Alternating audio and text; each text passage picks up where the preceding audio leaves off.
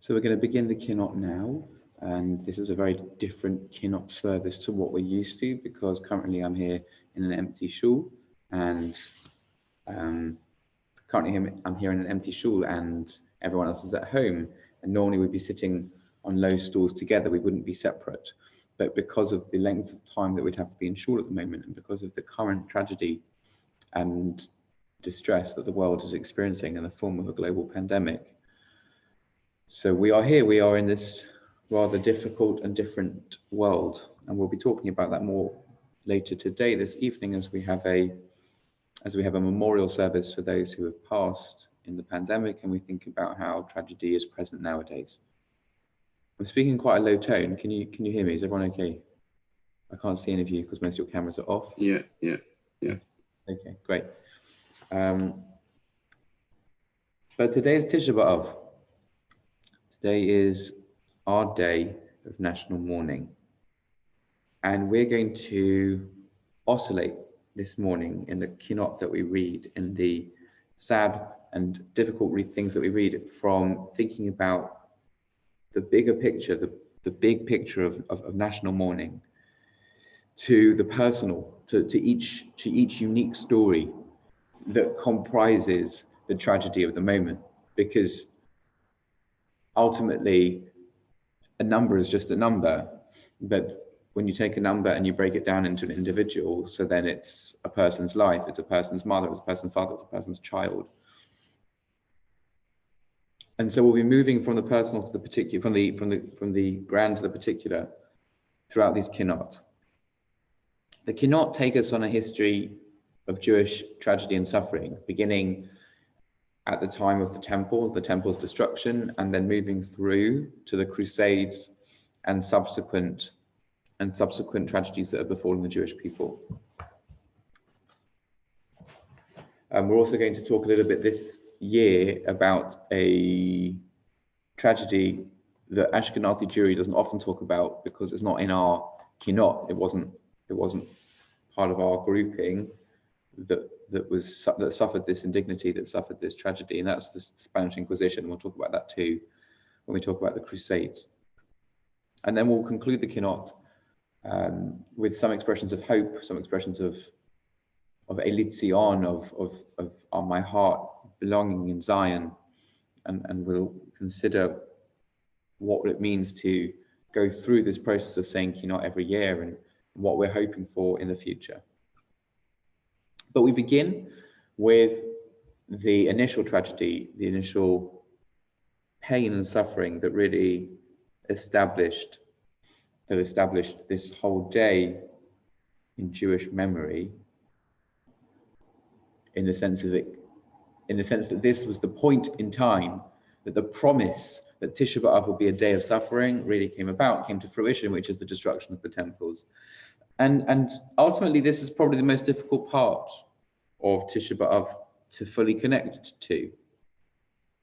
When we think about more suffering which is nearer to us, when we think about coronavirus, which might be in its own different category, but maybe not when we talk about the Holocaust, let's say.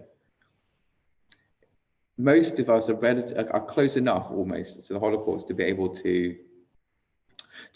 feel that we can connect, that we can cry, maybe with a little bit of Schindler's List theme tune in the background, whatever kind of triggers you, but nevertheless it feels like it's an acceptable and accessible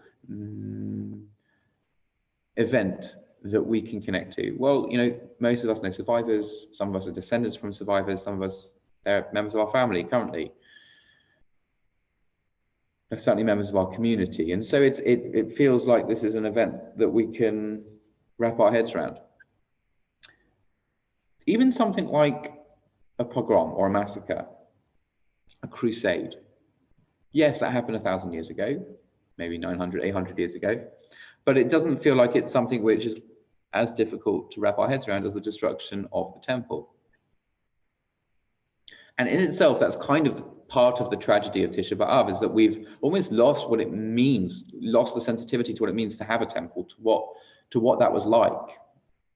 And I was trying to think this morning, some sort of metaphor, some sort of way to think about what the temple could have represented and what it meant for it to be lost, but actually maybe even more so, what it means to not care and the tragedy there. It's like we had a Q&A with the shul this week, and it was beautiful, and I always enjoy Q&As, and I think it's a great opportunity to bring topics that you might not otherwise have an arena to discuss to the discussion. And one of the questions was, would any of us really want sacrifices? Would any of us really want to offer sacrifices, korbanot, in the temple? Please God, when it's rebuilt, please God, today Mashiach should come, that we'll stop saying Kinnot because we'll get the message. And I hope I'm not just paying lip service to that wish by saying that. But please God, and then the temple will be rebuilt and we'll have sacrifices once again. And the question was, does any of us really want a sacrifice? Do any of us really feel like, there's this moment that you want to connect to Hashem. You just want to have a relationship with him. There's something that's happened in your life, and it's the most dramatically good moment that you've experienced in such a long time. Like a couple have been waiting to have a child for years and years. And finally, after so many fruitless months, fruitless years, tears and tears, prayers called out, finally they conceive. And there's so much anxiety around the pregnancy because you can't really believe it's happened after so much waiting. And yet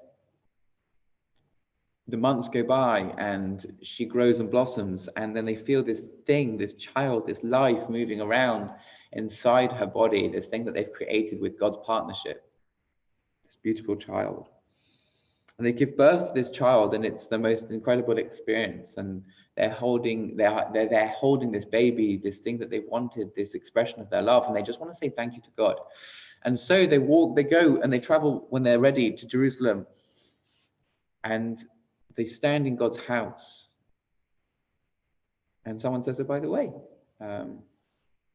here's a little calf. It's now time to say thank you. And so then you slaughter the calf and you take its blood and you throw the blood on the altar and then you roast its meat.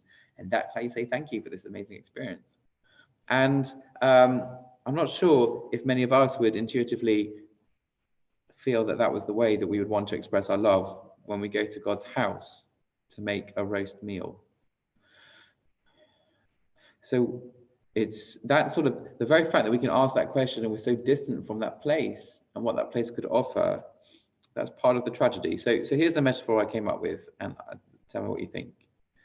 And then we'll start to do some of the Kinnot about the temple.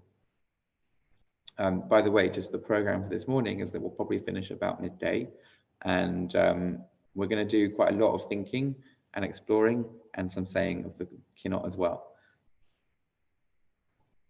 So when we lived in South London, we went away for, I think it was in February. We went away one February for a week and locked the house up. No, it was over Xmas time. That's when it was.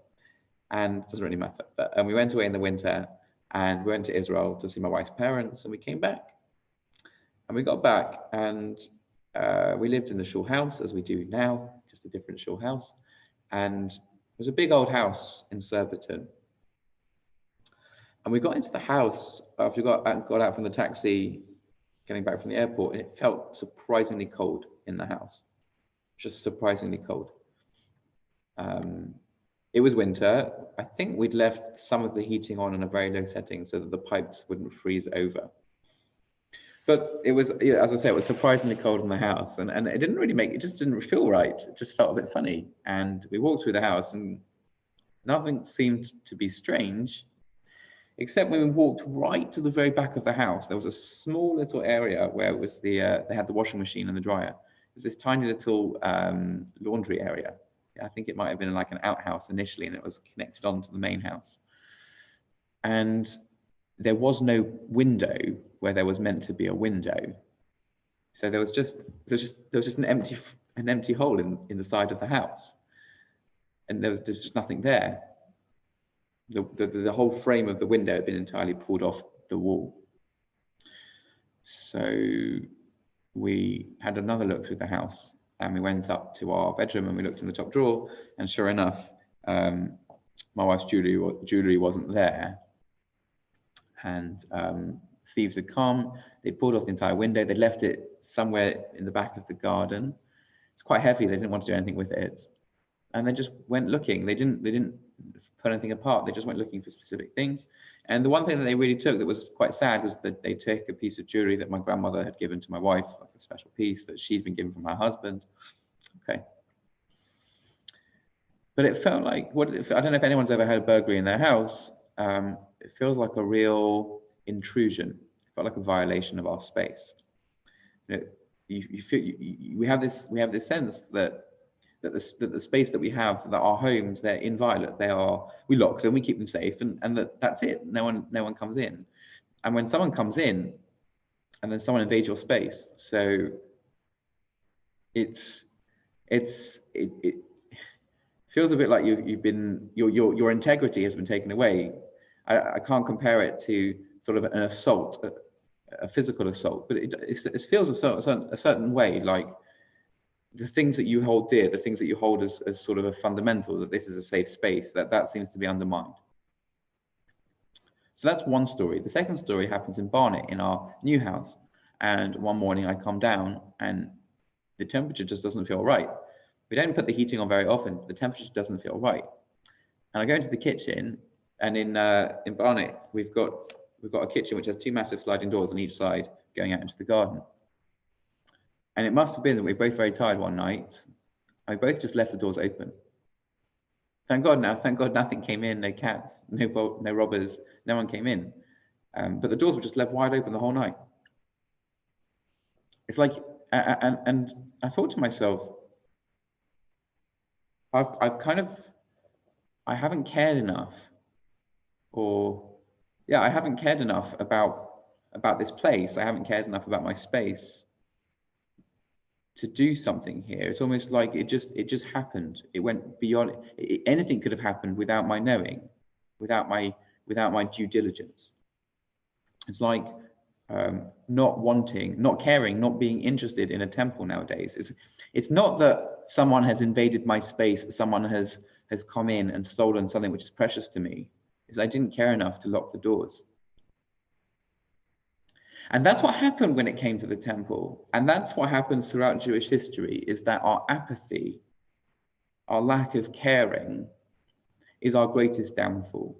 We just leave the door open for anything to come in, for all the muck that could come in, because we don't care enough anymore. We've ceased to even think about it. It's not even contemplation, it's pre-contemplation. It's before it's on our minds.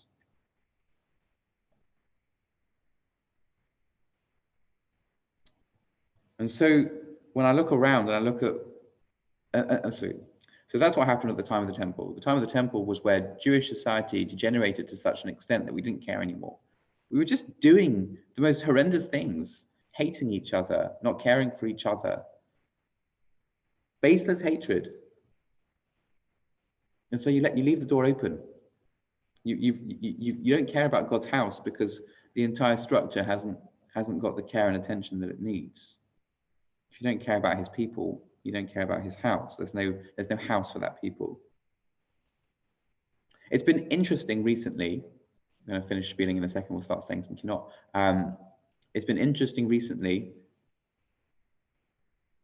looking at how the young generation has responded to some anti-Semitic comments by a person who I never knew existed until last weekend, whose type of music, apparently it's called music, I never knew existed until last weekend. But a whole generation of people that are younger even than me really quite found this person to be a great musician, someone to enjoy his music and what he stands for.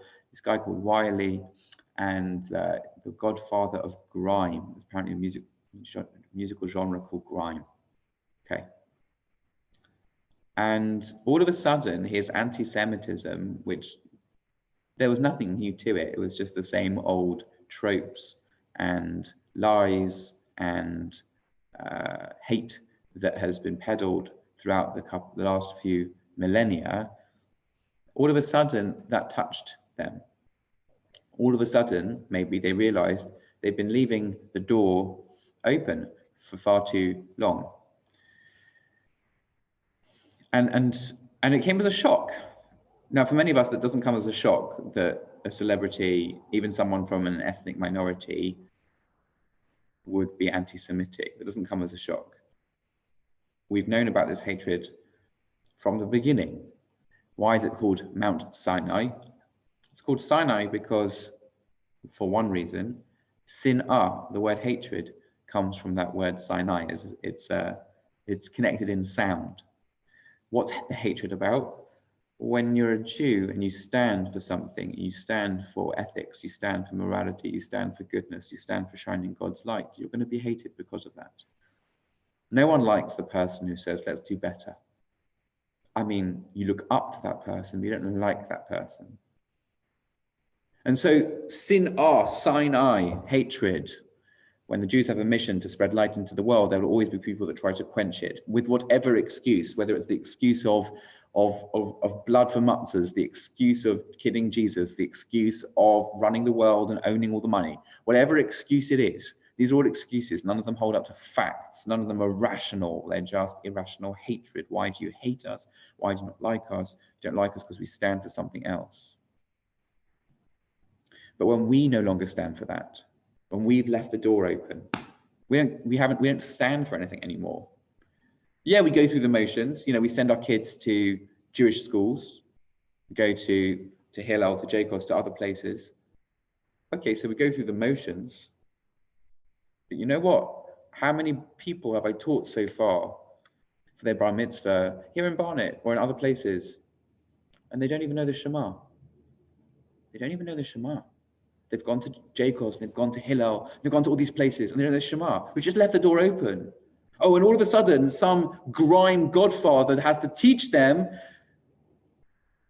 that you're a Jew and that you stand for something, and you've left the door open for 16 years, or 18 years, or 19 years, or 25 years, or 30 years, or whatever it is. You've left the door open. You don't even care. All of a sudden, now you have to care. Now you have to care. And so we have to wonder, what is it that we've lost? What is it that we've lost when we, as a nation, couldn't hold on to loving each other, to caring for each other, to sitting as a family in God's house? That's what we've lost. So let's read some Kinnot. Let's begin. We're on page 91 in the Kinnot books, which is, according to this calculation, Kinnot number 8. There might be slightly different numberings in different books. But we're going to do with the first Kinnot of the morning, which begins with the word Shovat. I don't know how we're going to do this. I prefer to say this in a language that we understand. So how about I'm going to read it in English, and if you want to read it with me in Hebrew or read it with me in English, then that's fine. We will miss some of the beautiful poetry by not saying it in Hebrew, but we will gain understanding by saying it in English. So that's the trade-off. Okay, we're Kinnot number 8, Shovas. The joy of my heart ceased when those who troubled me caused me to hear. Depart from me. They made me a scum and refuse among the flocks of my companions. Thou hast screened the dwelling place as with a cloud, so as not to attend my prayers. Thou hast enveloped thyself in anger, and my heroes were overwhelmed.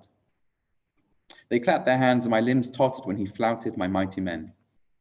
Even though the city has fallen storm-beaten in the nethermost depths, my eye yet awaits the coming of the vision of the son of Barachia, which is concealed until miracles like that of Gilgal are wrought again. My eye grieves through being crippled by grief.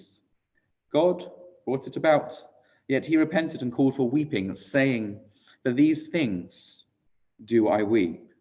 Al-Eileh ani b'chaya. When her foundations were raised and her pious ones were crushed at the Euphrates, she recalled the division of the Red Sea. The terror of the sin of Shiloh overtook her counselors when the barbarians shouted, where are her saints?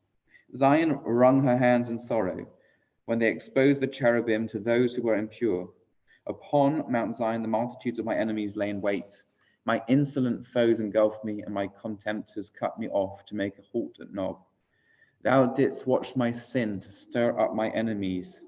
My people cried in the days of Ben Din-A. He, the Lord, is righteous. Thou didst exalt the worthless, and they stripped you my ornaments. Thou didst approach them to come against me, and they utterly destroyed me. They caused my dying voice to be heard in Arabia. Mocking me, they beguiled me, saying, Arise, pass by our land.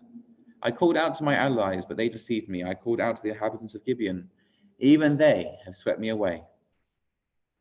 Wherefore did they keep watch to slay King Yoshiyahu, the breath of our nostrils? Thou didst look on unmoved when our skin was scorched like an oven, and thou didst look on when they finished the work of trouble and vexation in thy chosen habitation. Thou didst contend with us through Yechezkel, through Ezekiel, to avenge our blood. When they rebelled, behold, they said, Come, let us wipe them out as a nation. Let us wipe them out as a nation. Let us wipe them out as a nation. Behold, O Lord, for I am in distress. My bowels are in a ferment. Bring us back and fulfill the proclamation. Rejoice. While the cup of punishment will be meted out to the nation who turned me out. They took counsel to trample down my courts and have me crushed. They silenced the lip of the singers of the temple and caused me pain. Thou hast heard that they prepared an impure cult to sweep me away. And when my people lay down or wandered forth, they fed me with gravel, having heard full well that I was groaning. O thou who hast engraved the likeness of Jacob on the throne of thy Ophanim, repay them the desert as on that day when they beheld thy presence. Drive into obscurity those that devise ill against your treasured ones. Deliver to the flame those that tear down your precious places. Summon the cup of punishment that is hidden in your corner to intoxicate them, and let all their wickedness come before you. Let punishment come to the adversary who has annihilated us, who in a fury led us captive to the entrance of Hamat. Old men, youth and virgin, he fetched us all, and drove us away as far as Chala and Chabor.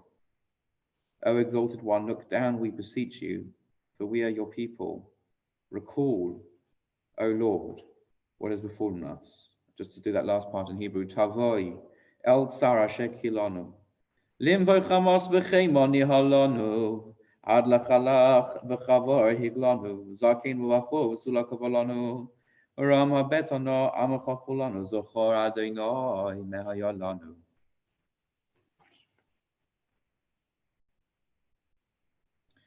The Shabbos that we just experienced, the Shabbat that immediately precedes Tisha B'Av, is known as Shabbat Chazon. Shabbat Chazon. Next Shabbat will be Shabbat Nachamu, the Shabbat of consolation, but the one that we just had was Shabbat Chazon. Now, Rabbi Levi Yitzchak of Berditchev, a Rebbe in the 18th century, taught that this name Chazon alludes to a vision, Chazon, a vision of the third temple, which God reveals to the Jewish people on this very Shabbat. However, that beautiful idea is at odds with the more standard explanation of why it's called Shabbat Chazon, which is the rationale being that it comes from the first chapter, the sad, sad first chapter of Isaiah, which begins with the words Chazon Yeshayahu, which is telling a prophecy of the destruction. So while the Talmud only states that this chapter is to be read when Chodesh Adav, when the Rosh Chodesh Av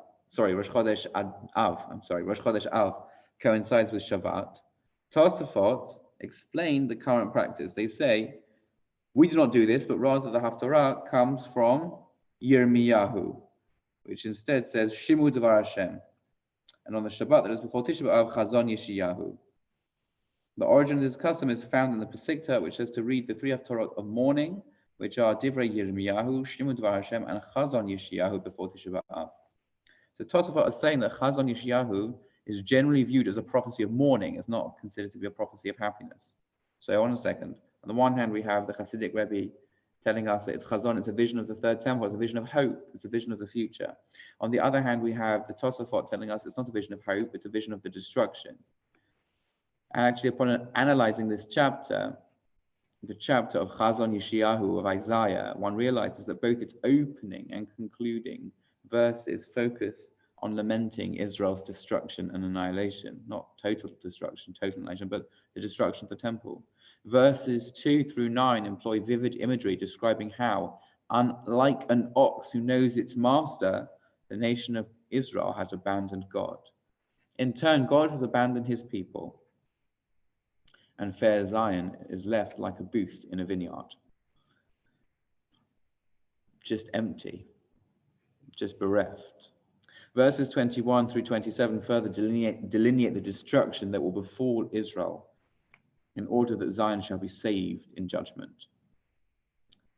However, the middle section of the Haftorah is of a slightly different tone, as it offers words of rebuke and a chance for atonement. He says, but then we see, what need have I of all your sacrifices, says the Lord? Why do I need you in my house? And God then specifies the different... Sorry, my page is about to fly away. And God then specifies the different sacrifices that he no longer provides him with satisfaction, and instructs the people to stop appearing before him, and finally instructs his people to devote themselves to justice and learn to do good. God's statement is shocking. The Torah commands the Jewish nation to offer sacrifices every day. They were the apex of the Jewish nation's connection to God, a sacred act that was only performed in the Holy Temple. We have to get our heads around it. I mentioned that before, but that was the way to connect to Hashem. But what does it mean for God to reject this ritual and his wish that the people no longer come, no longer appear before him? Does Hashem really no longer want sacrifices?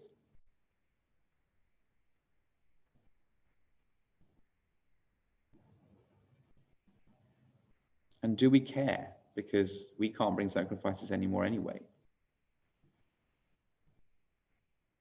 One way to approach both questions is through exploring how the Jewish sages interpreted these words of prophecy. The words, Lama li l'rov zivchechem, what need do I have for all your sacrifices, appear only twice in all of the Talmud. In both instances, the rabbis are not explaining the verse, but rather using it as a proof text for their ideas. However, analyzing this phrase how this phrase is employed in the Talmud still provides insight regarding their interpretation. So let's see how this verse comes about. First of all, we're talking about Maseches Chagiga. It says, when Rav Huna came to the following verse, he wept. What did he cry? It's the following verse. And thou shalt sacrifice peace offerings, and shalt eat there. The slave at whose table his master longs to eat should become estranged from him. For it is written, to what purpose is the abundance of your sacrifices? So according to Rav Huna's commentary on this verse, sacrifices are not what God was rejecting. He still wants sacrifices, just not those of his nation. The Jewish people have become so estranged from Hashem that he no longer desires what they offer to him. It's like a relationship where it's on the rocks. It's on the rocks, and this is often a man thing to do, but the man seeks around for something, just anything, to try and improve the relationship. And so he goes and buys a lovely bunch of flowers or an expensive piece of jewelry, and he brings it home, and she takes this thing and she flings it into the garden, just entirely not interested, rejecting the entire gift. I don't want you. I don't want your flowers. I don't want your jewelry. We've finished.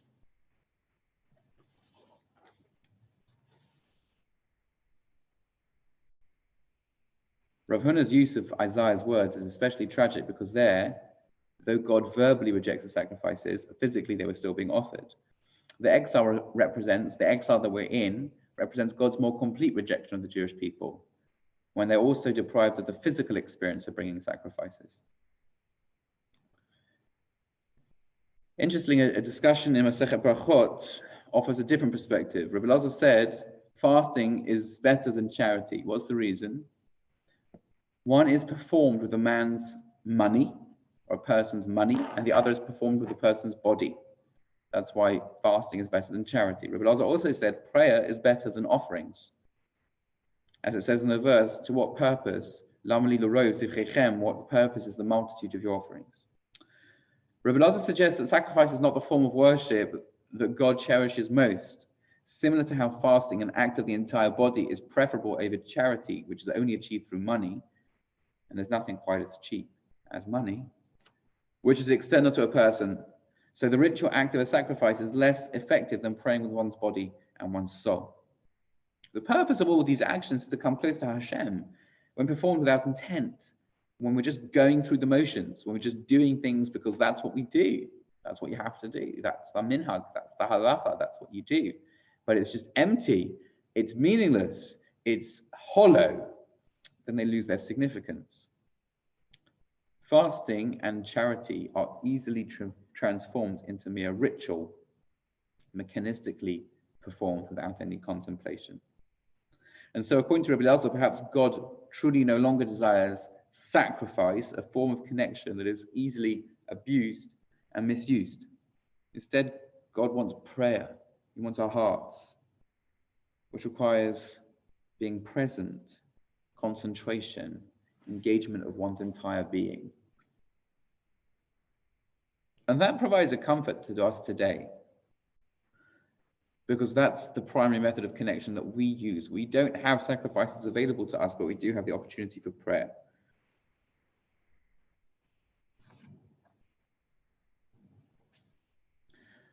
However, sacrifice is not the only form of worship that is rejected in Chazon Yeshayahu, in the vision of his Isaiah. He continues, your new moons and fixed seasons fill me with loathing. Right? Your festivals fill me with loathing, says God. Though you pray at length, I will not listen. Can these terrifying words really indicate that prayers, Rosh Chodesh, and the holidays are all worthless before Hashem? Combining everything we said together, we can suggest that what's truly valueless to Hashem is insincerity, just rote performance. God despises neither sacrifices nor prayers. What he abhors are the sacrifices of people who, in their hypocrisy, come to the temple in the morning and behave abhorrently outside of the temple in the afternoon. What he abhors is an insincere prayer, a prayer said with the external trappings of gusto and devotion, but is not backed up by a Jewish heart, a Jewish soul, by goodness and kindness. God desires acts of devotion far more than empty stomachs and fasting, if fasting is again simply just because we do it. Those words, what need have I of all your sacrifices, lamali l'rov zivchechem, critique not just sacrifices, but all ritualistic actions performed without any inner devotion. The message of all that we've been saying so far is that God seeks wholesome, sincere actions of worship. And so I come back to my original point before we said the previous Kinnot, which is, if Judaism has become simply something that we do, because we have to, because it's a part of the curriculum, because it's just one of the things in the curriculum at school, but there's no heart, there's no feeling. So then I might have been taught the words of Shema Yisrael in year 1 at Hillel, but it means nothing to me because they're just words that I have to say as part of my curriculum. I may have come to shul for the past 30 years because it felt helpful, meaningful, there was good kiddush, or there used to be at least, raisin biscuits. There's nothing here. There's nothing going on inside. There's no connection.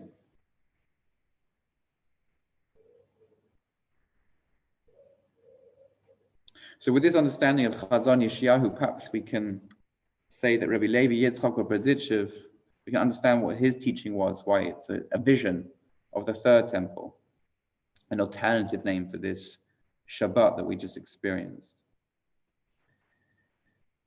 Although the chapter ends in destruction, the rabbis chose to end the Haftarah with its 27th verse on a positive note of redemption. Rabbi Levi Yitzchak is highlighting that amidst the lamentations of Chazon Yeshayahu lies a path of repentance, a vision of hope for the third temple. Zion shall be saved in judgment, her repentant ones in the retribution.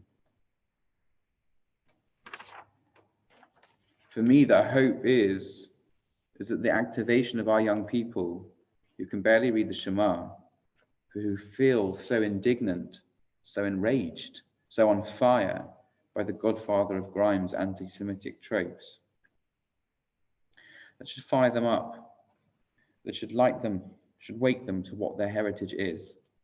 And sometimes it has to come in a negative form, because the pride and the courage and the passion hasn't yet got there.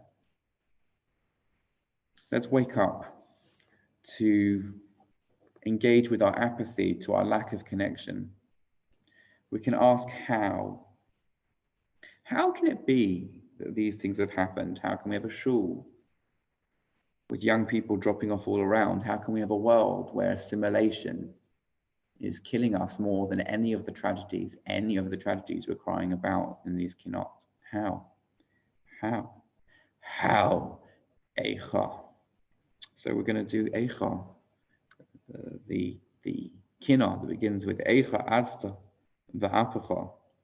You'll notice, we talked about this last year, that this is a very onomatopoeic, a very painful Kinnot. There's a huge amount of passion in the way that the words are chosen. So this one, I'll read it in Hebrew and respond with me with the Zachor Adonai Me Hayolanu. Respond with me as we experience this building tension of how, like the world has gone mad. How did we get to this point? We're on page 93 in the White Kinnot books, Kinnot 9. Eicho adsta va'apacho la'abed biyad adomim emunecho v'lo zacharta beris bein besorim asher berarta livchunecho v'chein bitinu zachor Adonai meha yolanu. Eicho ga'arta bega'arosecho legalis biyad ge'im ge'ulecho v'lo zacharta diligos dilug derecho asher dibarta litgolecho v'chein dibarnu zachor Adonai meha yolanu. Eicha hagata behegyenucho lahadis biad holalim hamenecho v'lo zacharta vituk viud veses asher vi'adato livudecho v'chein v'konono zachor Adonai meha yolanu. Eicha zanachta b'za'amcho lezalza biad zarim zizvulecho v'lo zacharta chitun chuke chorev asher chakato lechamulecho v'chein chivinu zachor Adonai meha yolanu. Eicha trachta b'torachacha litroif biyad meim tloecha v'lo zacharta yikar yedidus yoishe asher yechidato liyodecha v'chein yolanu zachor Adonai meha yolanu. Eicha kivanta b'cha'asacha lechalos biyad koshlim karmecha v'lo zacharta lo yiznach la'olam asher limadato lilkulchecha v'chein lahagnu zachor Adonai meha yolanu. Eicha milalta b'ma'asacha limchos biyad nonim menasecha v'lo zacharta nesias noitzas nesher asher nosasa linsuecha v'chein nahinu zachor Adonai meha yolanu. Eicha sachta b'sa'archa l'sager b'yad sei afim sahadecha v'lo zacharta oiz adi adoyim asher itarta la'avadecha v'chein oninu zachor Adonai meha yolanu. Eicha pasta v'fachtucha l'fager b'yad pritzim p'lo'echa v'lo zacharta tzalaf svitzedek asher safanta litzva'echa v'chein za'aknu zachor Adonai meha yolanu. Eicha karasa b'kiriyasacha laknois b'yad kamim kru'echa v'lo zacharta regesh revchev ribosayim asher etzisa l're'echa v'chein ragananu zachor Adonai meha yolanu. Eicha sha'afta b'sha'afach l'shalos b'yad shoylalim shleimecha v'lo zacharta toikef taltalei soy ara asher tikanta lismimecha v'chein ta'ananu zachor Adonai meha yolanu. Ta'ananu lishpoch kamayim alma b'yom zeh nishbinu pamayim. We wail bitterly, shedding tears like water, because on this day we were twice led captive. Zochri b'yosi yesheves b'shalva b'Yerushalayim. Oh, I recall when I once dwelt peacefully in Jerusalem. V'roganti v'ata a'adeh Ad chug shamayim. I murmured then, but now I wish I could soar up to the vault of heaven.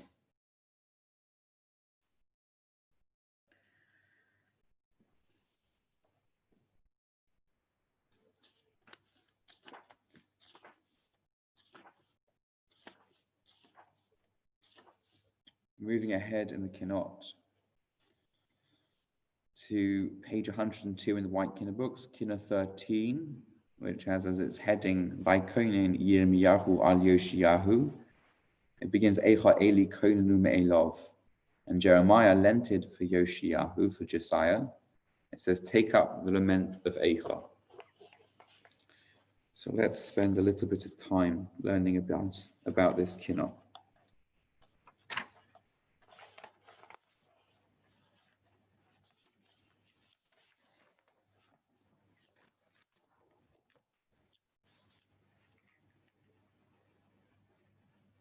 So we're dealing with historical events at the moment. When we ask why was the temple destroyed, why was the first temple destroyed, what precisely do we want to know? A historian or someone investigating leadership principles or political science, so they may want to know what challenges the nation was facing, both internally and externally, and what mistakes were made that caused the national disaster that resulted not only in the destruction of the nation's spiritual center, but also the successive exiles of its elite and then its population as a whole. That might be a historian's interest in that time. A theologian might be more interested in understanding not political mistakes, but the moral shortcomings and religious violations that led God to remove his protective presence. By the way, that duality of historical explanation versus religious explanation has done us a bit of a disservice recently in certain places of interpretation. I'll give you an example.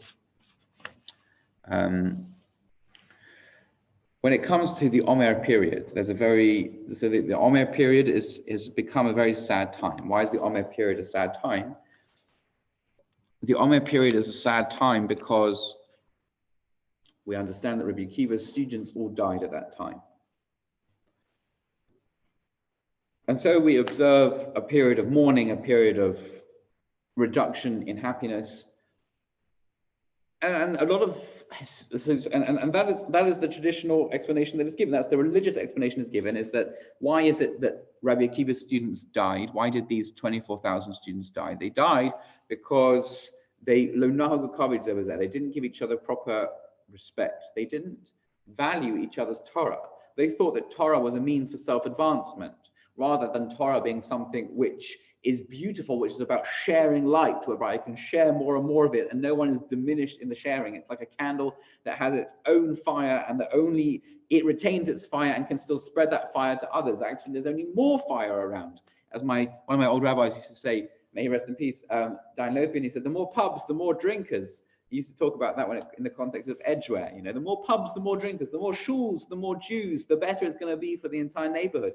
There's no personality here. There's no, I'm better than you because I can say a better explanation of the Torah principle. No, that's not how it works. How it works is that you love and you celebrate each other's accomplishments in Torah. And they didn't get it. They thought that Torah was about me. It was about what I can say, about my status. And so our sages say that's the reason that they lost their lives. A historical explanation would be Rabbi Akiva was an instrumental rabbinic figure in supporting the Bar Kokhba revolt. He actually described Bar Kokhba. He wondered whether Bar Kokhba was going to be, on some level, the Messiah by bringing about the return to sovereignty over Jerusalem and the rebuilding of the temple. Now we know that that wasn't the case, but it would be likely that his students would also be caught up in the Bar Kokhba revolt and maybe lost their lives at the hands of the Roman oppressors.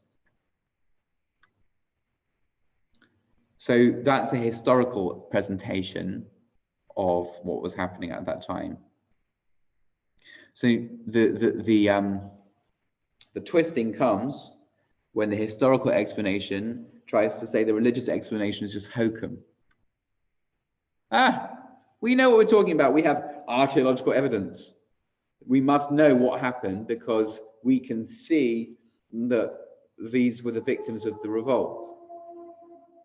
These were the victims of the revolt, and therefore the rabbinic explanation is null and void. No. A much better and more deep way to look at this is that we're looking at things with different lenses. We could talk about dual causality. In certain circles, it's called sibatiut kafula. A double causality, a double siba, a double cause for something. What's the double causality here?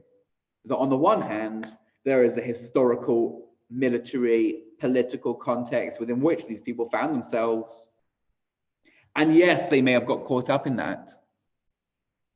But on the other hand, history is not just his story. It's not a story which is devoid of God. It's a story that plays out because of God's interaction with that story.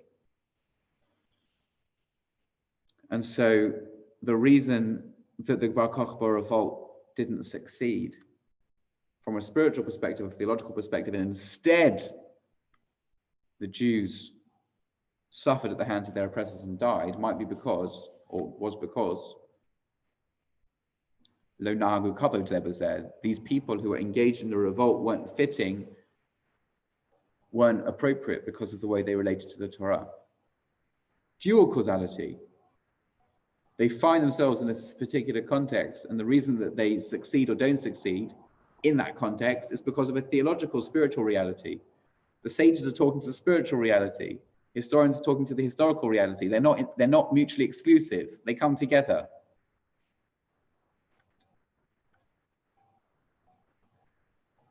So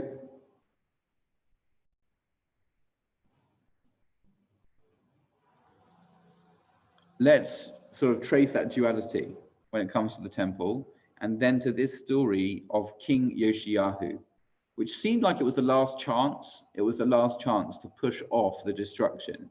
And I think from his last chance, we can learn something about our own chances.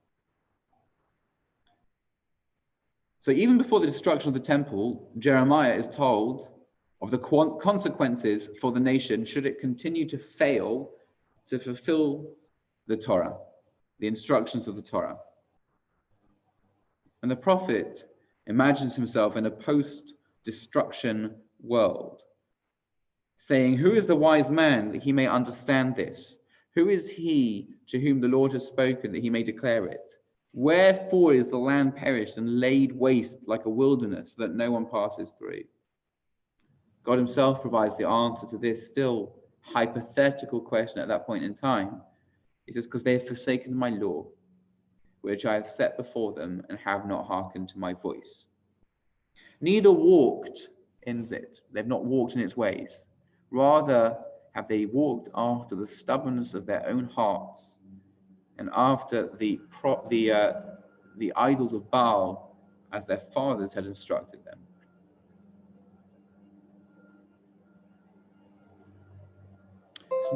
It's not only in the prophecies of Jeremiah and his fellow prophets that we find such warnings. Even the historical works, such as the Book of Kings, are replete with warnings about the errors in the ways of the people of Israel and their leaders. And while the major themes of rebuke involve idolatry and abandonment of God, there are also accusations of murder, perversions of justice, and oppression of the poor. And the Talmud echoes these themes, and among a series of other explanations lists the following as reasons that the temple was destroyed: denigrating scholars, not providing proper rebuke to those that are not behaving appropriately, not allowing for lifnim mishuras hadin, not allowing for beyond the letter of the law and judgment, always just going to the very letter, not thinking about a greater kindness and generosity, transgressing the three major prohibitions, the things that we'd rather give our life up for than do, of idolatry, adultery, and murder. The common theme in all these things is a lack of respect for God and for the laws he commanded them, and for violating the principle of the halachta b'dracha, of walking in God's ways.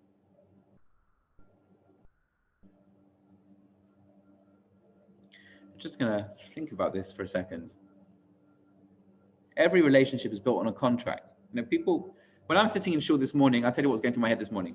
I'm sitting in shul this morning, I'm thinking, I'm reading the Haftorah from Jeremiah again. And I'm reading this and I'm thinking, well, this is really harsh. This is horrible. And I have to bring it down to some sort of sense of reality for me, because I need to break down this huge idea. We'll do that in a little bit. I need to break down this huge idea into more manageable chunks. So I think about my grandmother sitting in Netanya, and I think about her upbringing in Lodz and how her family was living in the area that then became the ghetto, and how Rumkowski, the head of the ghetto, in an effort to save the remaining people, decided to send the children away so that at least he could fulfill his quota of Jews, because they were going to get killed anyway. So he sends the children away, and there's this dramatic speech where he asks the rest of the ghetto, "Let me have your children."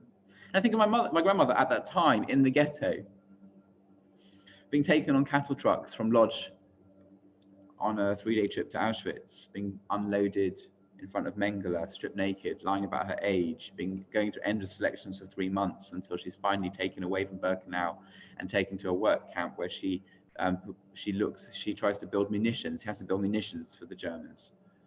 And finally, as the war is coming to an end, is taken on a death march where people are dropping left, right, and center through the cold and the freezing snow, and finally ends up in Theresienstadt, where she meets my grandfather and is liberated. And I try and remember that. I try and remember that person.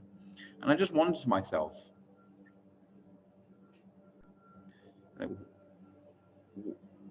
how could you do that, God? How could you let that happen? How could you so violate the contract? And there is an answer here. It's not an easy answer, and I'm not starting to talk about where was God in the Holocaust and all that. That's not really the purpose of Tisha B'Av. The purpose of Tisha B'Av is to be in a place of despair for what has happened and to learn some lessons. But there is an answer here, which is that the contract wasn't upheld on our side first. It's not that God is inflicting punishment. He's just walking away. He's hiding himself. Why? Because you hid yourselves from me. I wanted a relationship so much. I wanted so much from you.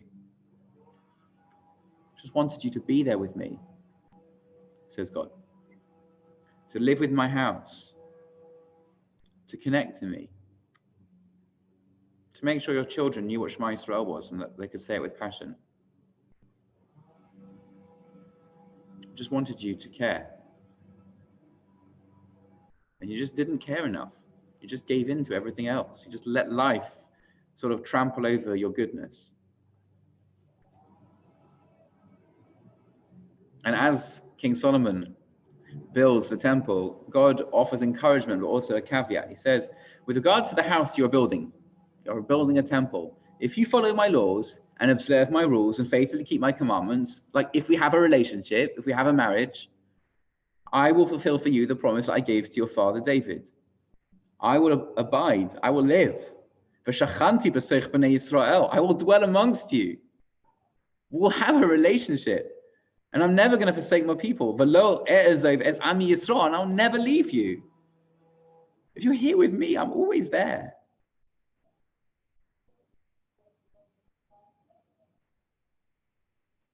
And following its dedication, the temple drew crowds from Bnei Israel and from the nations. Everyone flocked to it.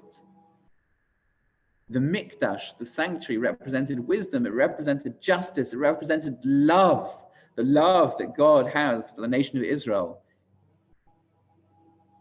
For a brief shining moment, the tribes of Israel had united, built a house for God, and become a regional power with international alliances. We were not the scum of the international stage. We were not a community fragmented into petty infighting about color of kippot and about ways of doing things and about traditions and minhagim. But even toward the end of Shlomo's reign, we see the seeds of discontent among the people and seeds of both revolution and idolatry spreading around the country. Yoravam ben Nevat, who had become the first king of the seceding northern tribes, leads a protest in response to a royal building project that used one of the access roads to the Temple Mount. And so, all sort of infrastructure works, you need to do something. Got HS2 going up the country, you've got to buy a lot of people's gardens. Anyway, so Yoravam ben Nevat has taken off the northern kingdom and separated it from the southern kingdom of Judea. And King Solomon himself, influenced by foreign wives, is said to have built altars to various foreign gods. The protests ultimately led to the splitting of the two kingdoms and the end of united monarchy. Now, Yoravam introduced images into service of God, using images to represent God as an alternative to going to the temple in Jerusalem. Well, that's kind of convenient for the northern kingdom because their kingdom isn't part of Jerusalem anymore. He wanted to offer a religious alternative to the sanctuary and therefore do away with the foot festivals, the pilgrim festivals. And this action is described by the narrator in Kings, which is a historical book, as a chatat, as a sin. And then this descends. The first to worship foreign gods was Achav, son of Omri. Achav married Izebel, daughter of the king of Sidon, and built temples and altars to Baal. Peace treaties between the northern and southern kingdom and eventual intermarriage may have helped transfer the idolatry of the northern kingdom into the southern kingdom of Judea. In addition, justice was perverted. We're told over and over in the book of Kings, the historical document again, with respect to virtually all the kings of Israel and not a few of the kings of Judah as well, that so and so had done evil in the eyes of God. Of these, the most notorious king was Manasseh, son of the quite excellent king Hezekiah. During his long reign, Manasseh reversed all the actions of his father, reverting to worship of Asherah and Baal, different popular forms of idol worship at the time. Various abominations were performed in the courtyards of the temple itself. As a result of the actions of Manasseh, God tells his prophets that Jerusalem will suffer the same fate as that of the Shomron. It will be captured by its enemies and destroyed. And so that's the reason given in Sefer Malachim. That's the reason given in the book of Kings to explain why God decided that the temple was going to be destroyed. Why? And Judah was going to be destroyed. As people exiled, the temple destroyed for much the same reason as the northern kingdom, had been decimated by the Assyrians earlier in 722 and 721 BCE. There's no mystery about why God condemned the 10 tribes. A detailed explanation of their idolatry is expressed at length in Kings. And Judah, as deserving the same fate, also is told that its destruction is coming.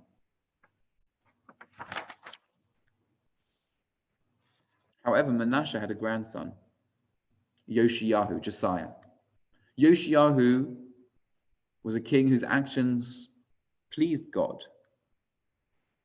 And yet, his efforts to restore Torah just seemed to fall short. He just didn't seem to quite make it.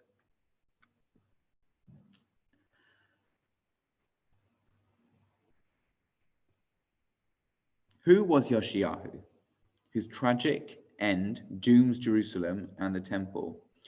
He was the last hope. So his father, Manasseh's son, Ammon, was killed in a palace coup for reasons that we're not told. The verses merely tell us that he followed in the ways of his father Manasseh, meaning an idol worshipper who was leading others to worship idols. Yoshiyahu, so that's Yoshiyahu's background. So it's all the more remarkable what he did. Yoshiyahu comes onto the throne at the tender age of 8.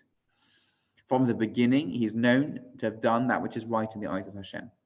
Yoshiyahu begins a series of reforms, scaffolding each new reform on the previous one and beginning to literally clean up the land from the impurities of idolatry and reinstate justice and righteousness in the fabric of the realm. In the 8th year of his reign, when he's 16 years old, Yoshiyahu begins to seek out the God of David and his father. And in the 12th year of his reign, when he's 20 years old, he starts to get rid of idolatry in the land, not only in the southern kingdom, but also in the northern kingdom as well. And during the 18th year of his reign, when he's 26, he begins to do much needed repairs on the temple.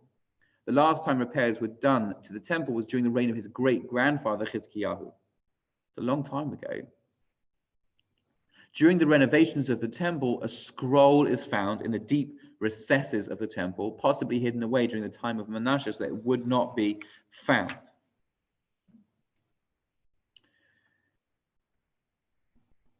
And there's a huge literature around what it means, this finding of the scroll. Yoshiyahu brings the people together and reads to them from this scroll, establishing their commitment to God and his covenant and their relationship to Brit. Yoshiyahu continues to remove all traces of idolatry from the land, and with Bnei Israel celebrates Pesach in a way that had not been celebrated since the time of the prophet Shmuel. This is hope. Things are moving on. They found Torah once again. They found Pesach again. They found Jewish observance once again. There is much that Yoshiyahu accomplishes during his 31 years on the throne. He expanded the kingdom in many areas. He worked on the religious level of the nation, eradicating the idolatry, renewing the covenant, setting an example of how to live a just and religious life. He worked on the infrastructure of the temple, undertaking many much needed repairs. He worked on the international level, taking advantage of the shifting powers of the time to annex portions of the northern kingdom and expand the borders of the southern kingdom. On a judicial level, a societal level, he reinstates justice in society. So we're left with a few questions. Why did he not succeed in averting the evil decree? Why did his effort not succeed in stopping the temple from being destroyed? And why did he die such a horrible death? What happened when he died? Yoshiyahu set out to confront the Egyptian army. Pharaoh Necho was seeking passage along the standard route in order to bolster the Assyrian defenses against the new power of the age, the Babylonians. The route of the Egyptian army led up the coastal road leading to Megiddo, and that's the route that all Egyptian kings and traders journeyed on or fought their way through in order to get to the Assyrian or Babylonian heartlands. So why precisely Yoshiyahu opted to challenge the Egyptians, it's hard to know, but it seems that he misinterpreted a verse. The verse said that a sword should never pass through your land, and Yoshiyahu took that to mean any sword, even if it came in peace, because they were just looking to pass through Israel. And actually, it didn't mean only it didn't mean a sword in peace. It meant when the land is doing well, an army won't be able to come through that is trying to wage war against you, not against others. And so Yoshiyahu comes to stand against Pharaoh and is peppered with arrows, is entirely destroyed, and he's on his dying, and as he's dying, he's dragged back to Jerusalem, and he dies in Jerusalem.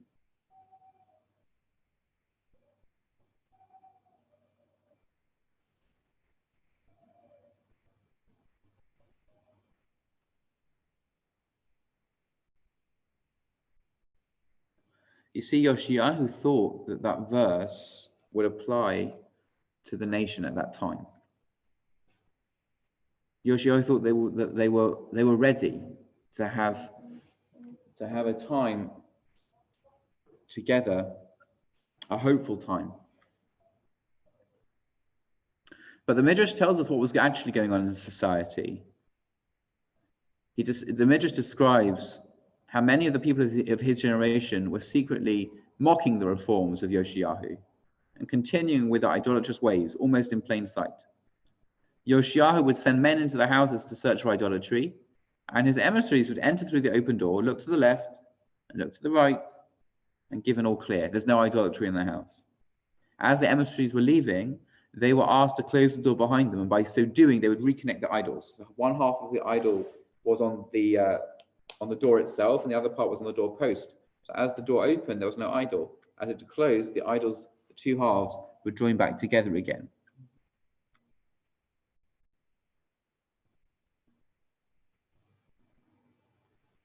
Oh, I'm just going to ask the cat to leave the shul. Just excuse me 1 second.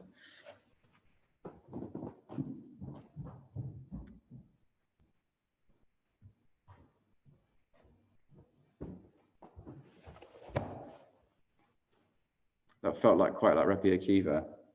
Not that I'm Rabbi Akiva, but you know Rabbi Akiva, the story.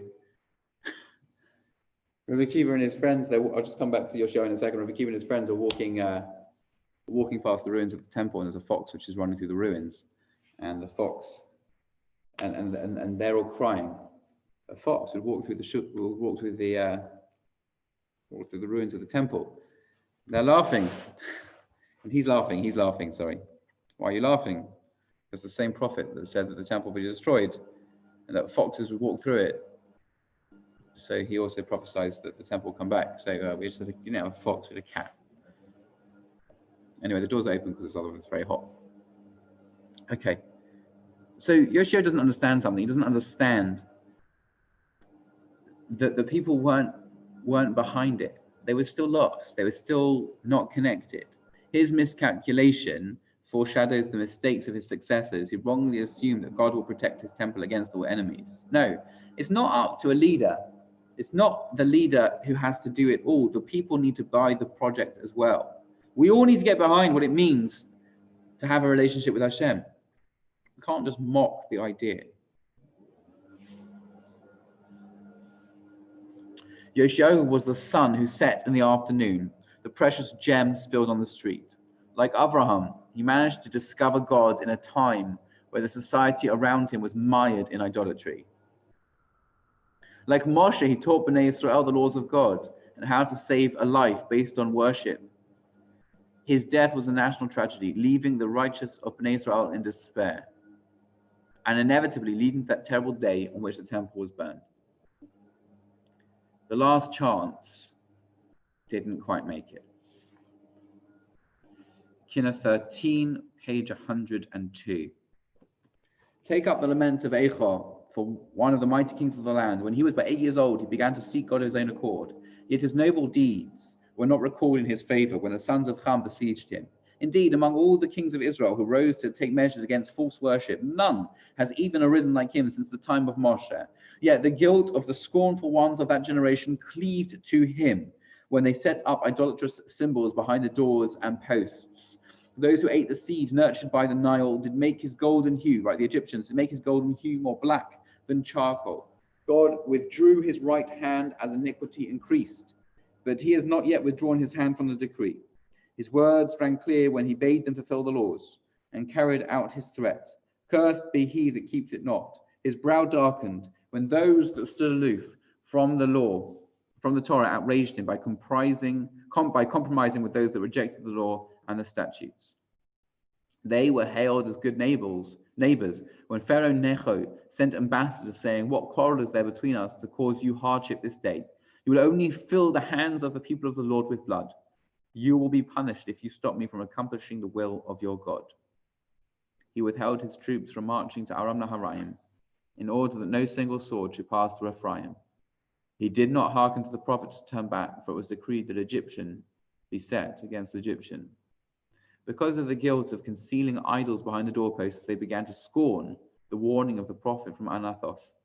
The Anamites came to condemn his personage, yet Yoshiahu did not flinch from facing Necho, and so had they cause to bewail him.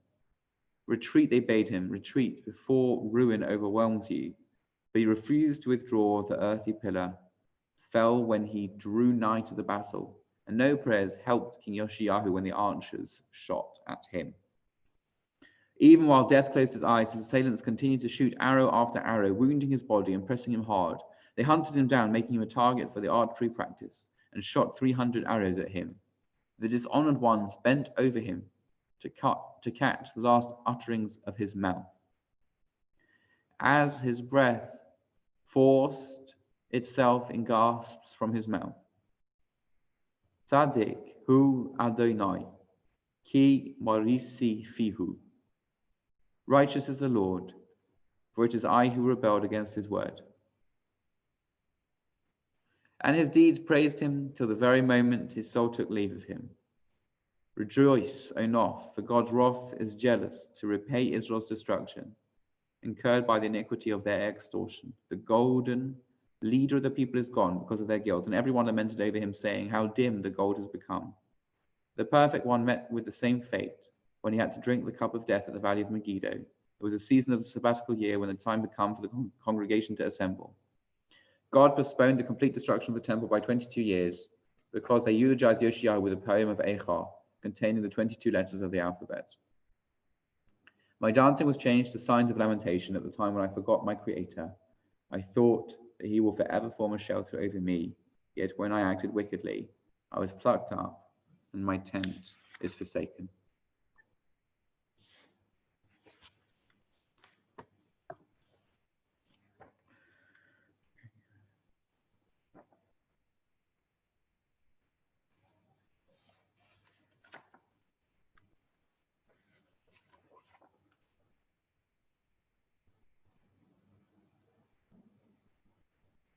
We're going to go ahead to Kinnot 25. Time is a little bit pressing now. So I'm just going to move us on a little bit. Kinnot 25 is on page 129. It tells the story of Rabbi Yishmael's son and daughter. So Rabbi Yishmael was the high priest. He was incredibly beautiful. If you want to read about him some more, you can read the Kinnot Arzei HaLevanon, the Cedars of Lebanon, which tells the story of the Asara Harugei Malchus, the 10 martyrs who lost their lives at this time, who lost their lives at the hands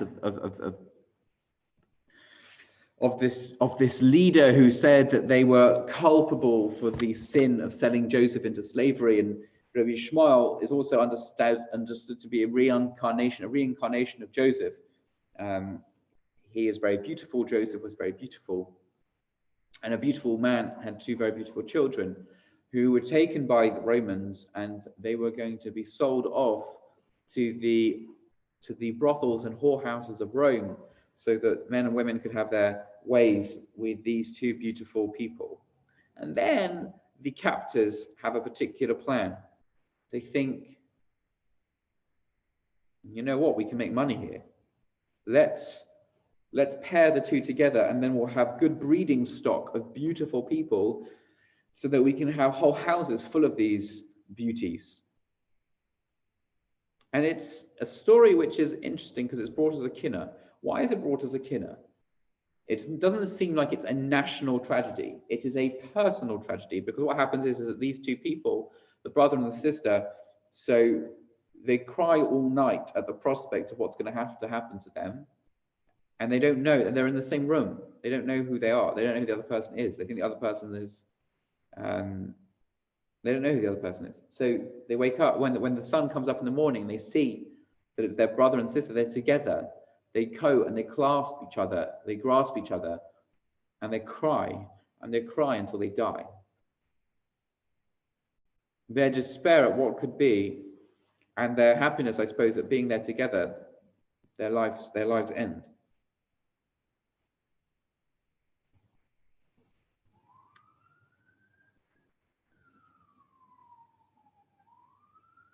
Why do we talk about this? This doesn't seem to be national mourning. So Soloveitchik explains that in order to access national mourning, you have to appreciate that nothing happens only out there. 6 million is not just a number. 6 million is the story of 6 million people, of 2 million families. I have this book at home. Okay, so the book is called There Once Was a World. Okay, so this is a book written by a lady called Yafa Eliath, which is a 900-year chronicle of the shtetl of Eisheshok, of the shtetl of Eisheshok. So if you look through the book, it's called There Once Was a World. And it's got here 900 years of a town's history. The shuls, the rabbis, the rebbetzins, the cheder, the yeshiva, the mikveh, those are the sort of the religious parts. You've got the economy, the agriculture, the commerce, and then you've got the community, the household, the rites of passage, the holidays. And the book is just full of pictures of people. Just pictures and pictures and pictures across 900 years of one tiny shtetl, one little shtetl. And when you break down 6 million, you break down a number, into stories, then you take something which isn't really real and you make it real. I think the example once given to me was, let's imagine you turn on BBC News and you read there's been a tsunami in the Philippines and 38 people are dead, including 5 children. So it's just a piece of fact, it's just a piece of information. Let's imagine now that you don't think about it like that. You think about it like this, that there's a mother who, she's got to look after her kids that afternoon because husband's at work, and that's what she does every afternoon. And so it's a beautiful day in the Philippines, so she takes her 2 young children to their favorite spot on the beach. And they're sitting in the sand and they brought some snacks. And her oldest boy, he's quite adventurous. So he's gone quite far out into sea with his boogie board, surfing and enjoying the waves and the sun. And her next child, his younger sister, she's 3, and she's just splashing in the water, and she's sitting at the water's edge. And she turns around just to pick something up, but the hair on the back of her neck pricks up, and she feels that something isn't quite right. And then she turns back to the sea, looking out to her oldest boy there with his boogie board. He's coming in towards her. He can't see what's behind him, but she can see, and what she sees catches her breath in her throat until she can't breathe because she's screaming, come back, because behind her son is a huge wave, a wave that she's never seen a wave so big. It's 10 meters tall, and it's bearing down upon her son. But before she can say anything more, before she can scream anymore, it has totally consumed him. And now her gaze moves from her son to a 3-year-old daughter, because her daughter is 10 meters away from her, and she jumps up off her beach towel, desperately trying to get, but the sand is quite difficult to run through, and she can't get to her daughter in time, and her daughter also gets mowed under by this wall of water, and then she realizes that she too is going to die. And she says, goodbye. So then we've just taken a BBC headline and we've made it into a real story, into something that actually happened. Same thing with the destruction, the persecution, the pogroms. We can talk about events, we can talk about history, but we also need to talk about stories, people. It happened to real people. And so this Kinnot talks about those real people, a real story, just to bring out every moment, every person, every number is a person, is a story. My sin, so we're on page 129, it's Kinnot 25. My sin brought about the desolation of my abode. Therefore I make my tears to stream down my cheeks. And on this day I will take up a bitter wailing. Indeed, I will moan from year to year. Mournful is my heart, consolation has ceased completely, and my pain is utterly different from every other pain, as I lament the loss of the son and daughter of Rabbi Ishmael, the high priest. I will make their memory burn in my heart. Indeed, I will moan from year to year. When they were taken captive, they fell to the lot of 2 masters who were neighbors, living opposite each other, and they related to one another matters concerning their captives. One said, among the captives of Zion, I have taken a maidservant dressed in scarlet, in feature fair as the shining moon, comely as Job's daughters Kezia and Jemima. Indeed, I will moan from year to year. His fellow then outbid him in boasting twice as bold. I also come from the sale of the captivity of Jerusalem, where I have taken captive a most beautiful slave, majestic as the sun at noon, and bright as the full moon. Indeed, I will moan from year to year. Come let us pair them together and share their offspring, which must be fair as the stars of heaven. Every ear that hears this tale will tingle. I will rend my garments in remembrance thereof. Indeed, I will moan from year to year. When both of them had agreed on this plan, they put them together in the evening in one chamber. While the masters were exulting together without, they were weeping in bitterness of soul and foreboding. They did not silence their weeping till morning. Indeed, I will moan from year to year. The trembling lad wailed with an aching heart, how can I, a descendant of Aaron the priest, defile myself by union with a female slave? While she too bewailed herself at the compact of her captor. How can I, an offspring of Yocheved, be wedded to a slave? Alas, the God whose word must be fulfilled has decreed this, for this the very planets weep. Indeed, I will moan from year to year. When morning broke and they recognized each other, they increased their wailing even more. Alas, my brother, woe, my sister! They rushed into each other's arms and became united together until their souls departed in the same breath. Indeed, I will moan from year to year. It was of this that Jeremiah lamented in the ruins.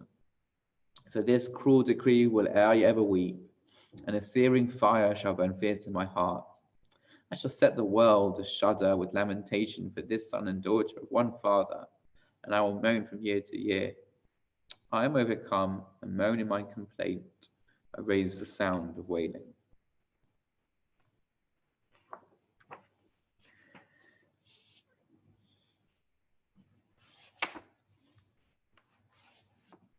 We move on from the destruction of the temple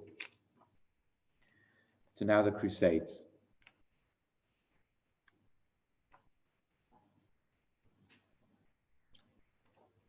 It's a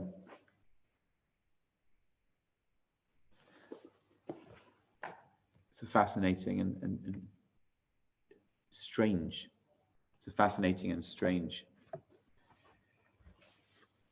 jump that we make. It's almost like what happened in between. And the Crusades seem to sort of catch the Jewish community unawares.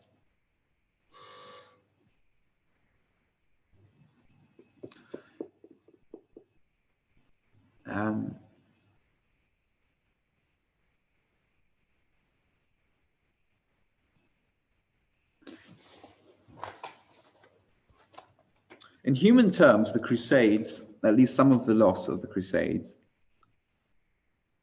was not massive in numbers.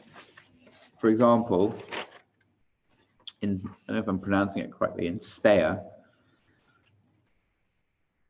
there was an attack. It was relatively small. A total of 10 scholars lost their lives.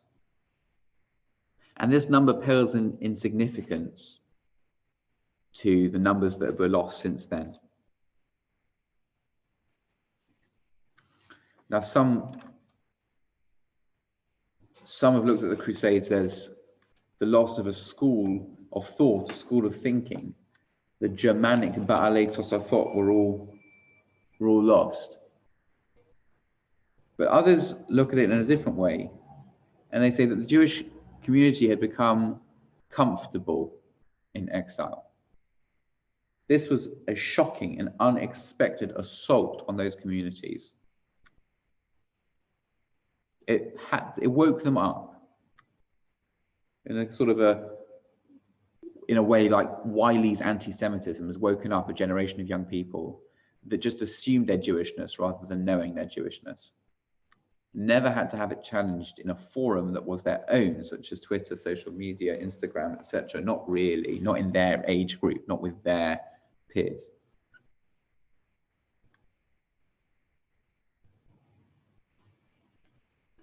We as Ashkenazi Jews suffered the Crusades, but another set of Jews suffered an Inquisition.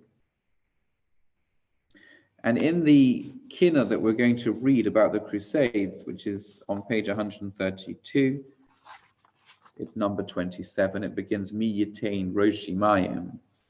There's a line there which says, Ein lahosif ma'od shever v'savero, which is taken to mean that we don't add on any further days, we don't add another day of mourning, but rather we put all the days of distress and loss into Tisha B'Av. And in fact, the Inquisition finally began on the 9th of Av, as the Abarbanel writes, when the King of Spain decreed expulsion of all the Jews in his kingdom, he decreed that they must leave at the conclusion of 3 months. And the day of final expulsion was Tisha B'Av, the 9th of Av.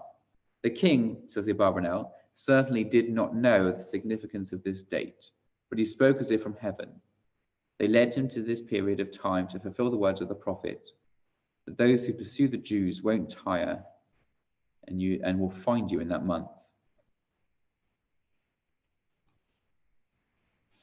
And the Inquisition, as many of you know, led to a split amongst the Jewish community. Those who left Spain and stayed 100% outwardly and inwardly aligned with their Judaism, versus those who stayed and became the Moranos, the conversos, that privately they were Jewish, but publicly they were Spanish Christians.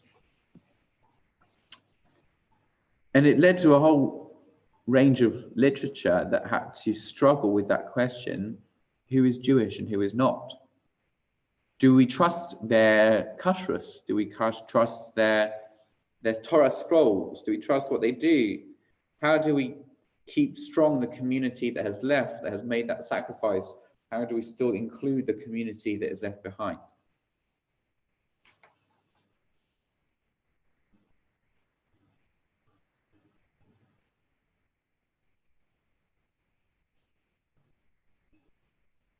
Perhaps what best summarizes the perspective on this tragic period emerges from one of the Kinnot of that time. It's not a Kinnot that we read. It's a Kinnot of unknown authorship, first brought to light in 1933, and it comes from the Spanish and Portuguese. It says, Husar mitznefes la'ateres, al kol hagola kuteres, nafla ateres tiferes, boshru kugenev v'machteres. The turban and crown was removed. The header was removed from the diaspora. The glorious crown has fallen, ashamed like a thief caught in a tunnel. How is it that from the depth of Jewish law they pass to the valley of tears? From the weariness of gloom and darkness they run today from the battlefront. Where is the scribe? Where is the teacher of Tanakh? Where is the one who analyzes Torah and shines its light? Where is the discourse in the Talmud? The Torah used to come from Spain. Ki misfarad teitzei Torah. Torah used to come from Spain. The Paitan, the author of the Kinnot, is clearly focusing on the tremendous loss of Torah. The Torah once emerged so greatly from Spain, and now its crown of glory was fallen. No teachers left, no one to shine it out.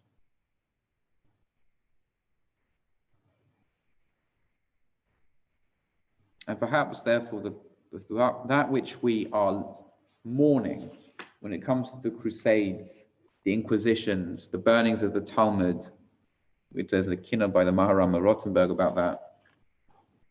What we're mourning is not just the loss of life, but loss of richness, loss of culture, loss of the Germanic school of the Tosophists, loss of the Sephardi school of Torah thinking, loss of so much that is part of our tradition, just withering away, being cut off the nation, like a body that has bits of it chopped off. Let's read this Kinnot. Kinnot 27, 132 in the Kinnot books.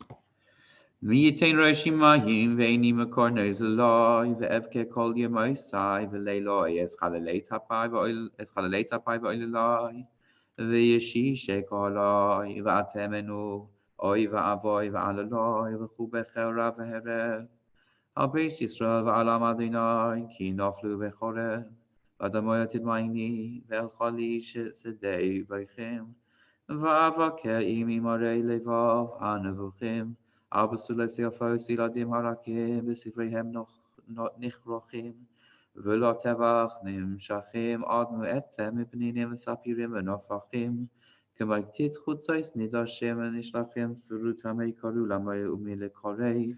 Abeis Israel v'alam Adonai ki naflu v'acherev.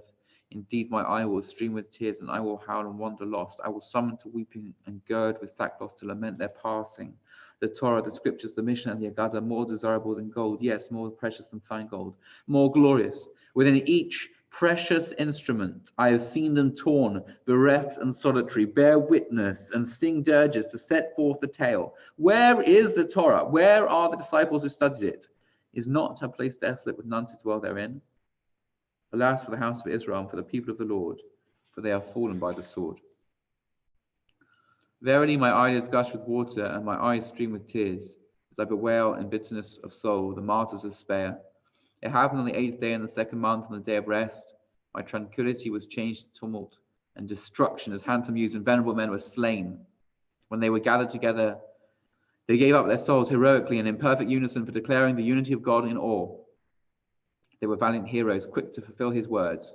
My priests too, and my young men. They were 10 in all who perished. Alas for the house of the Lord, and for the people of the Lord, for they are fallen by the sword. In the bitterness of my anguish and my sorrow, I indite dirges, as I call to mind this day, and the martyrdom of the holy congregations, the congregation of worms, well tested and chosen, the renowned ones of the land and perfect in purity. Twice did they sanctify the unity of God in awe, once on the 23rd of the month, Ziv, in all purity, and the second time in the 3rd month, Sivan, during the reading and chanting of the Hallel. They gave up their soul bound to God in love, like a thick cloud full of water. So will I moan with a wailing cry for those who are adorned with the diadem of martyrdom. Alas for the house of the Lord and for the people of the Lord, for they are fallen by the sword. For the noble ones of the esteemed congregation of mounts, who were swifter than eagles and stronger than lions, to do God's will, they gave up their souls, declaring the unity of the revered God. Indeed, for them will I lament with a soul-shattering cry, the foundations of both my temples that were today laid bare, and for the destruction of my miniature temples and houses for the study of the law. Alas for the house of Israel and for the people of the Lord, for they are fallen by the sword. On the 3rd day of the 3rd month, more sorrow and destruction were added. The month which was turned to grief and distress on the day of the giving of the law. Its giving so did, I'd hoped to find cause for regain happiness, but as on the day of its giving, so did the Torah turn now. It ascended on high to the place of its dwelling, with its casing and covering, its interpreters, and those who explored it, those who studied and taught it in the darkness of night, as well as during the day. Alas, for the house of Israel, for the people of the Lord, for they are fallen by the sword. Take this to your hearts, and prepare a sad funeral oration, put on mourning and roll in the dust, for their massacre weighs no less than the burning of the house of God, its porch and its palace. And since we may not add an extra season of mourning for the destruction and burning, neither may we anticipate the observance of fasting, but are enjoined rather to postpone it. Therefore I cause my cry of woe to rise this day, and I will wail, howl, and weep in bitterness of soul. Indeed, my sighing is heavy from morning till evening. Alas, the house of Israel, for the people of the Lord, for they are fallen by the sword. So for these do I weep, al eile ani bachia, and my heart groans exceedingly, and I call to the hired mourning woman, and to the skilled keeners, and all moan, mourn, and wail. Is there any anguish that can be compared to my anguish? Without does the sword bereave, and within terror reigns. My wounded and those who are riddled with sword thrusts lie naked, sucklings, young men and maidens, together with hoary old men. Their corpses are like carrion for the wild beasts of the land.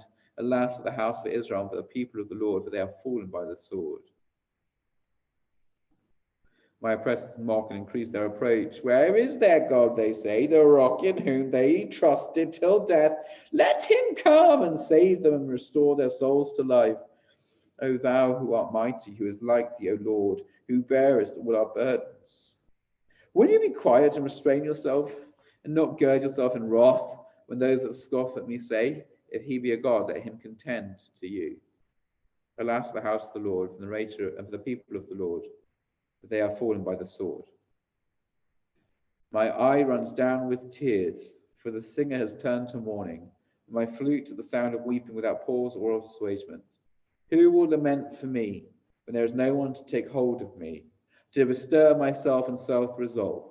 His wrath, indeed a sweeping storm, has gone forth against me. The adversary, the oppressor, has devoured me and mutilated me. He has broken my bones, scattered them, and ground them small. He has flouted the authority of all my mighty ones, who are centre and backbone of my probity. No ointment or bandage can I choose, as my wound is so severe, beyond arresting or cleansing. Therefore did I say, turn away from me, I will weep bitterly and sear my cheeks with my tears. Alas for the house of Israel and for the people of the Lord, for they are fallen by the sword.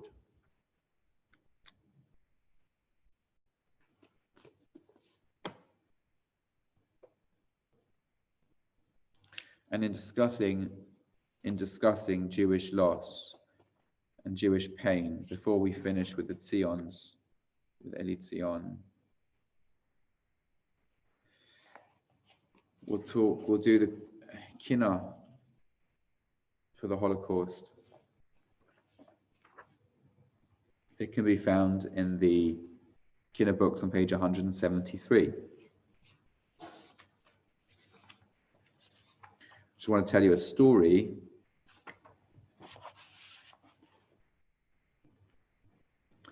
that took place in Janovska road camp. Janovska was one of those camps about which, if one is to recall the events that took place during 1 year, one can fill the pages of one can fill pages with tales of heroism, suffering, and death. Not one book, but 10 volumes, and even then, it would just be a drop in the ocean. So one morning in Janovska, I was standing and sawing wood with another Katzitsnik, a camp inmate. To humiliate us as much as possible, I was given as a partner a very short man. This person was a very tall man. It made the wood sawing both a difficult task and a laughable sight. With each pull of the saw, my partner would stretch out and stand on the tips of his toes, and I would bend down till my aching, swollen feet were bleeding. And the Germans stood by and watched our misery and suffering with delight. One morning on Hoshana Rabbah, as we were sawing wood, the wind carried in our direction piercing, tormented cries, such as I had never heard before, even in the Janovska hell. The desperate clamor was coming closer and closer, as if the weeping was filling up the entire universe and drowning it with painful tears. It's a children's action. Little angels from the entire vicinity of Drohobych, Borislav, Lvov, Strij, Stanislav, and others were brought here to meet their maker, said a Kazetnik who passed by, pushing a wheelbarrow without even glancing in our direction. I thought the cries would shake the world's foundation. We continued sawing the wood as our eyes became heavier and heavier with tears. Suddenly, just next to us, I heard the voice of a woman. Jews, have mercy upon me and give me a knife. In front of us was standing a woman, pale as a sheet. Only her eyes were burning with a strange fire. I thought that she wanted to commit suicide. I looked around, and since I saw no Germans in sight, I said to her, why are you in such a rush to get to the Olam HaEmes, to the world of truth? We'll get there sooner or later. What difference can one day make? Dog, what did you say to the woman? The tall young German who appeared from nowhere demanded an answer, while swinging his rubber truncheon above my head. The woman asked for a knife. I explained to her that Jews are not permitted to take our lives, for our lives are entrusted in the hands of God, I hastily added, and I hope that you too will spare our lives. The German did not respond to my words. He turned to the woman and demanded an explanation from her. She answered curtly, I asked for a knife. As she was talking, she kept examining the German with her feverish eyes. Suddenly, her eyes stopped wandering. Her gaze was fixed on the top pocket of the German's uniform. The shape of a knife was clearly visible through the pocket. Give me that pocket knife, she ordered the German in a commanding voice. The German, taken by surprise, handed the knife to the woman. She bent down and picked up something. Only then did I notice a bundle of rags on the ground near the sawdust. She unwrapped the bundle. Amidst the rags on a snow-white pillow was a newborn babe asleep. With a steady hand, she opened the pocket knife and circumcised the baby. In a clear, intense voice, she recited the blessing of circumcision.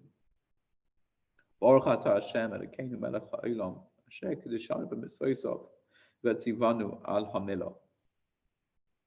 She straightened her back, looked up to the heavens and said, Ribono shel olam, God of the universe, you have given me a healthy child. I am returning to you a wholesome, kosher Jew. She walked over to the German, gave him back his blood-stained knife, and handed him her baby on his snow-white pillow.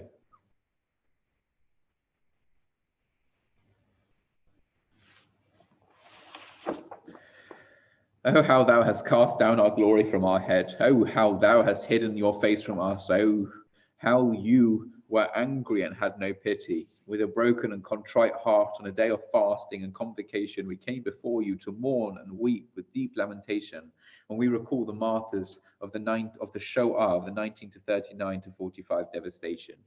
Thou hast crushed the pride of Jacob, whom thou did love. Thou hast cut off the lofty of stature and degraded the tall ones. You have laid waste our vines and blighted our fig trees. Our bones cleave to our skin and to our flesh. You have utterly crushed our life to the ground. Our soul melts away from sorrow and sighing. The pleasant and the beloved, the upright and the perfect ones were loaded onto the wagons. Like sheep and cattle, the heat was suffocating and the doors were sealed. Distinguished scholars sit on the ground in stunned silence. What, oh what was their guilt, they asked. And why was the decree issued without mercy? Remember well the cry of the humble, the cry of the orphans bereaved and forsaken, the derision of the scholars and their beloved disciples. Heads of families, mighty men of valor, millions fell slain and wounded. It was a disgrace and a horror for the nations. Those whom we dandled and reared, the tyrant utterly consumed like wolves tearing their prey, ravening to shed their blood, 6 million massacred. Who can imagine? They went down alive into the netherworld, saying Shema Yisrael and singing Ani Mamin. Their souls departed while they were wrapped in talit and tefillin. Let the murderers be put to shame and confusion and be as nothing. Our flesh and our hearts fail at the destruction of our portion. All of us raise lamentation for the destruction of half of our nation, for the European Holocaust, ranked equal to the destruction of our temple. To Auschwitz, Buchenwald, Bergen-Belsen, and Dachau, Majdanek, and Treblinka were they taken in disgrace, thrust into the gas chambers and burnt in the furnaces. Yet in the Warsaw Ghetto, the holy martyrs fought and fell like warriors. From every corner their congealed blood cries out, oh, when will the end come to the severe afflictions? Take up bitter lamentation and wailing for the holy martyrs. The blasphemers contemned the covenant of Abraham and our law. Those who reviled thee fell upon us, and we made our soul mourn with fasting. The crown has fallen from our head. Woe to our heritage. Scrolls of the law they cut into shreds and defiled them with their hands. They flayed the flesh of our kinsfolk and used their skin of their own adornment. Lament, gird on sackcloth and wail for them and for their children. Our eyes shed tears of blood over the burning of synagogues, the destruction of yeshivot and batei midrashot. They destroyed our assemblies and demolished our congregations. Fear came upon us and trembling seized us. In our distress, confusion has covered our faces. In want and hunger, they gnawed the dry ground. Virtuous women took their own lives. The noise of their crying was heard as far as the Red Sea. Our kinsfolk and dearly loved friends, pious and upright, holy and pure, who shine as the brightness of the sky, receive and shelter them forever under the cover of your wings. O merciful one, remember in your mercy the remnants of your heritage. Sovereign of the universe, remove anxiety and grief from your people. Uproot in your wrath the wickedness of the nations of the enemies of Israel. Proclaim liberty to the captives and release our prisoners. Crown us with the oil of joy in place of mourning. Grant peace and tranquility to us and to our land. Raise our power and hasten our redemption speedily in our days. The desert shall rejoice, and let Israel our state blossom like a rose. O bless us with the blessing vouchsafed to Abraham, Isaac, and Jacob our forefathers.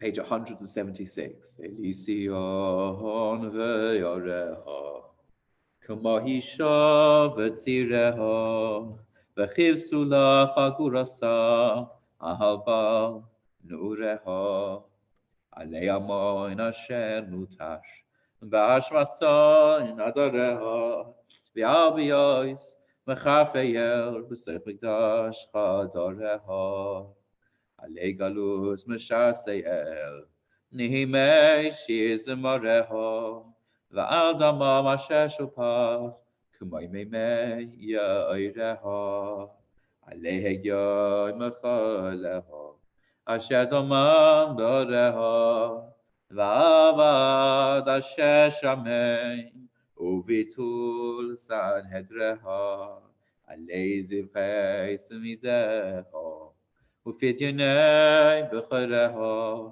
והחילול כלי היכל, ומזבח כתרהו, עלי כפי מלאכהו, בני דוד כבירהו, ועל יופיום אשר חשך, ועשרו כשרהו, עלי כבוד אשר גדול, ועץ חורבן זביחהו, ועל Sansakim Chagereha, Alei Machatz V'Roiv Makois, Asher Elkon Nazireha, V'Hamikut Tzedek, Lehon Neoreha, Al Simchas Nesareha, V'Socham Al Shivareha, Shimreha, Ve'alinu V'Nechorim, Netiveho Tehoreha, Alei Fesha Asher Ovet Selah Derech Ashureha, Ve'Al Ve'al Keholeha,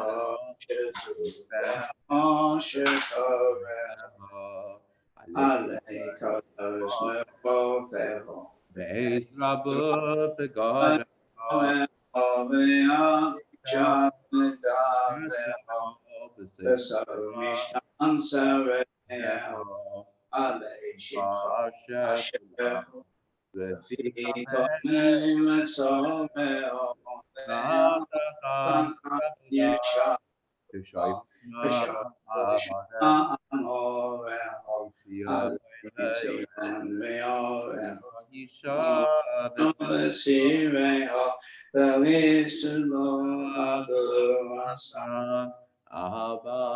Meoreho. Page 179 at the bottom of the page. Terachim Sion Kasher Amarto, Sechenanai Ho Kasher Dibato, Temaher Yeshua V'Sachish Geula, V'Sashiv Yerushalayim V'Rachamim Rabim, Kakatsu V'Yadneviyecha, Lachen Koyomar Adonai Shavti Yerushalayim V'Rachamim, Beisi Baneba, Noam Adonai Tzva'os, Rekav Al Yerushalayim, V'Nemar Oid Kuralimo, Karmad Latzva'os Oid, Futena Adrai Mitoiv, V'Nicham Adonai Oid, Es Sion Vacha Oid Yerushalayim, V'Nehemar, Ki Nicham Adonai Tzion, Nicham Kol Chovoseho, V'Yasem Yibarak Eden, V'Alvasa Kagan Adonai, Sasoin V'Simcha Yom Tzeva, Toida V'Kol Zimra.